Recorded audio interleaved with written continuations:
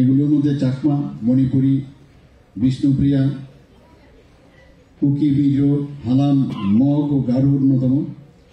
বর্তমানে আমরা 123টি বিদ্যালয়ে চাকমা ভাষা, 24টি বিদ্যালয়ে মণিপুরি ভাষা, 39টি বিদ্যালয়ে বিষ্ণুপ্রিয়া মণিপুরি ভাষা এবং 90টি বিদ্যালয়ে হালাম ভাষা এবং 15টি বিদ্যালয়ে কুকি, মিজো ভাষা এবং 37টি বিদ্যালয়ে মগ ভাষা এবং 13টি বিদ্যালয়ে গারো ভাষা চালু করা হয়েছে। আমার বলার অর্থ হচ্ছে যে আমাদের ত্রিপুরা সরকার এবং কেন্দ্রীয় সরকারের যে ইচ্ছা, আমাদের যে ন্যাশনাল এডুকেশন পলিসি 2020-তে মাননীয় প্রধানমন্ত্রীজি এই বিষয়ে আগেই কিন্তু গুরুত্ব দিয়েছেন যে মাল্টি লিঙ্গুয়াল, যে সমস্ত সবাই যেন বিভিন্ন ভাষাভাষীতে পড়াশোনা করতে পারে, সেই বিষয়টা আমাদের রাজ্য সরকারও সেই দিশায় কাজ করছে।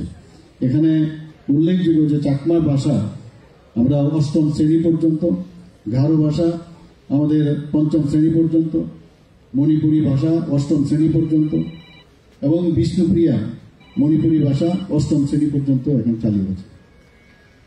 আমাদের ককবরক এবং মিজো ভাষা উচ্চতর মাধ্যমিক পর্যন্ত আমাদের বিভিন্ন বিদ্যালয়ে পড়ানো হয় এবং ককবরক সহ মোট 8টি ভাষাতে 1ম শ্রেণী থেকে 8ম শ্রেণী পর্যন্ত আমরা পাঠ্যপুস্তক বিনামূল্যে দেওয়ার ব্যবস্থা করেছি।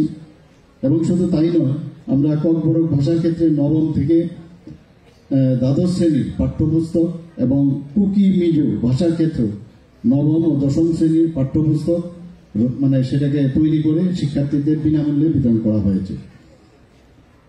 আমাদের ভারতীয় জনতা পার্টি যখন ক্ষমতায় আসে তখন এই যে 8টি উপজাতি জনগোষ্ঠীর যাতে মাতৃভাষার উন্নয়ন হয় তার জন্য আমরা একটা উপদেষ্টা কমিটি আমরা গঠন করেছি এবং সেটাকে স্থানীয় ভাষায় অনুবাদ করে পাঠ্যপুস্তকও আমরা সরবরাহ করেছি।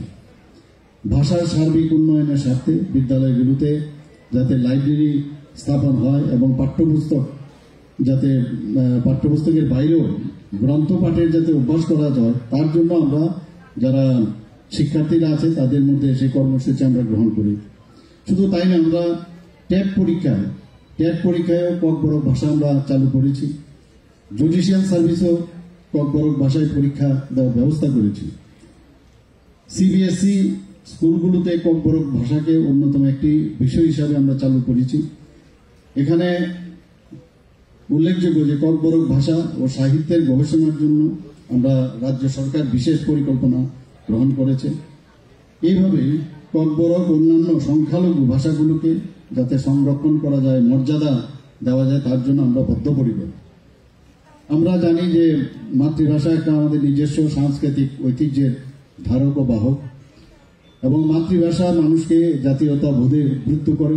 নিজস্ব সংস্কৃতির সংরক্ষণের মাতৃভাষা হচ্ছে শক্তিশালী একটা মাধ্যম।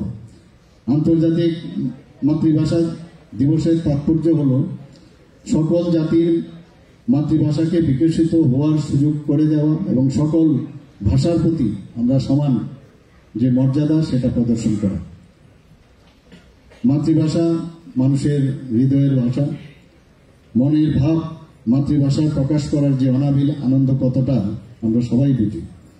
নিজের মাতৃভাষাকে রক্ষার পাশাপাশি, যেটা আমি একটু আগে বললাম, অন্যদের মাতৃভাষাকেও আমাদের সমান মর্যাদা দেওয়া সকলের দায়িত্ব এবং কর্তব্য।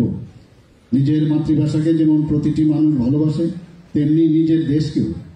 তাই 21শে ফেব্রুয়ারি দিনটিকে আন্তর্জাতিক মাতৃভাষা দিবস হিসাবে মর্যাদা পাওয়া শুধু বাংলা ভাষার বিশ্বজয় নয়, সব মাতৃভাষারই বিজয়।